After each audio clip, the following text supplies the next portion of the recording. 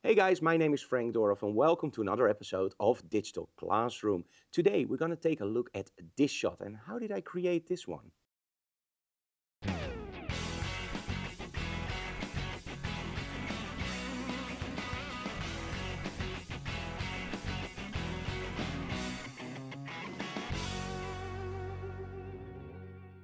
Now, during the workshops, we always love to work with lighting, but one of the most interesting things about lighting is, of course, shadows. And shadows can be absolutely a mood breaker, but also a mood maker. The shadows are the most important thing in a photo to connect your model with the backdrop, but also to create interesting shots. Now, today we are going to take a little bit of a twist on the theme of shadows. We're going to use a so-called gobo projector. In my case, I'm using the Westcott Lindsay Adler projector. Now, gobo projector is an awesome device. What you actually do is you use a little discs with patterns, you put them in between your light source and the lens, and you can focus those patterns on your backdrop or on your subject. Now, in this case, we're using just simple lines on our model Felisa. Now, we created a backdrop from our click backdrops with one side a nice old wall and one side a more like a rustic and a little bit of a rust backdrop. I love that combination.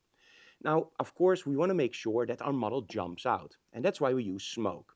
Smoke is awesome in these kinds of shots because one, it smears out the light, but it also gives you a much better way to see those patterns from your gobo projector.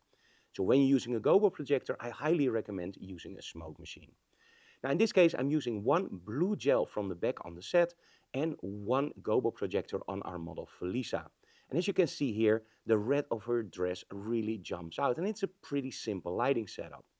The thing that you have to make sure of is that the face of your model is of course properly lit. Now with these gobo projectors, there are a few things you have to take into account. The first thing is they love to eat your light. In other words, make sure you use a powerful strobe, but also the lens that you use. As mentioned before, you place the metal pattern in between your light source and your lens.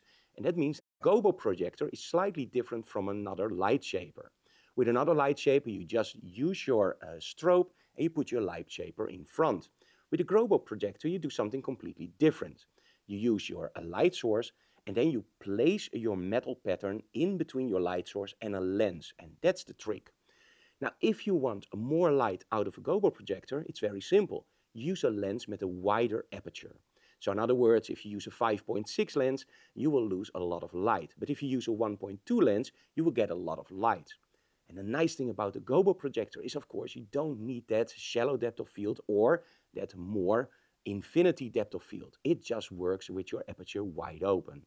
Now, by using the focus on the lens, you can literally make the pattern sharper or softer. In this case, we slightly defocused it because I still want to see the lines, but I don't want it too sharp.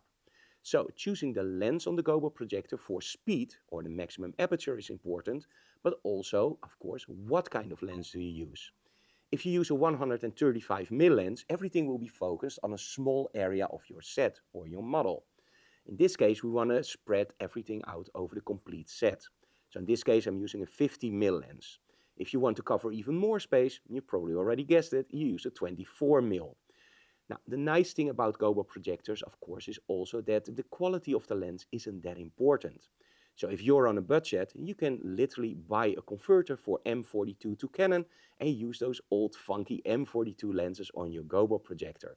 It's a very versatile device and it creates awesome images. Now in this case, as mentioned, I'm using it on my model, and that brings another problem into the equation. Because how do I make sure that there are no nasty shadows on our model's face? Well, on one side you can say, hey, that looks nice. On the other side, you don't want those shadows on your model's face. So use your modeling lights, make sure your model is properly positioned, and then take your shot and make sure you shoot tethered so you can check it on your monitor. In all honesty, it happens a lot that you take pictures, you think it's okay, and then you open them up in Photoshop and you see that nasty shadow line just over the eyes and you go like, why didn't I see that? Well, because you can't see it on your small display. You could have seen it if you shoot tethered on a big display. Hey, enough talk about this setup. Let's take a look at the behind the scenes video about how we shot these images.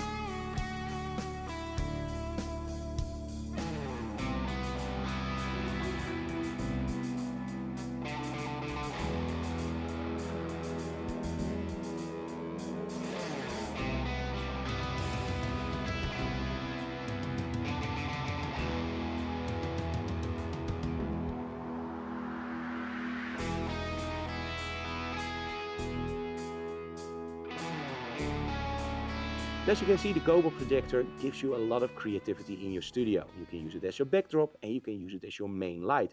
You can even use a filling light, whatever you want to do to make it more interesting. Now, if you have any questions about this setup or the Lindsay Adler projector, make sure to reach out on social media.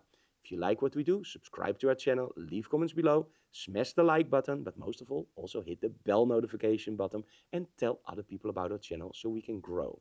See you again next time. Bye, guys.